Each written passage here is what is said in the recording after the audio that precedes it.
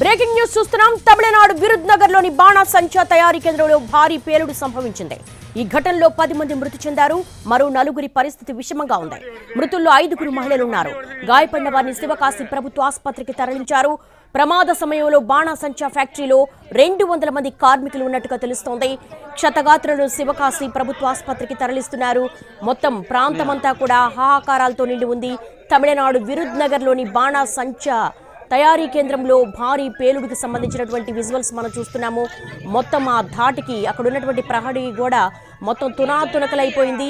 అక్కడ తయారీ కేంద్రానికి సంబంధించినటువంటి శిథిలాలను మనం చూస్తున్నాము. 10 మంది మృతి చెందినట్టుగా ప్రాథమికంగా నిర్ధారణకు వచ్చారు.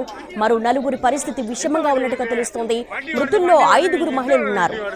సహజంగానే విరుద్నగర్ లోని బాణాసంచా తయారీ కేంద్రం ఒక చిన్న పరిశ్రమగా అక్కడ ఉంటుంది. అక్కడ చాలా మంది కూడా నిరుపేదలు పనిచేస్తూ ఉంటారు. పదే అదే తప్పు పునరావృతమవుతూ ఉంది.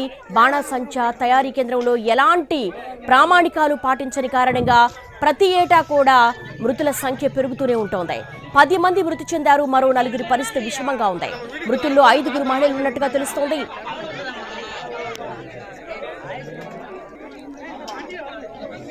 எந்த வண்டி வருது நீங்க எந்த வண்டி வருது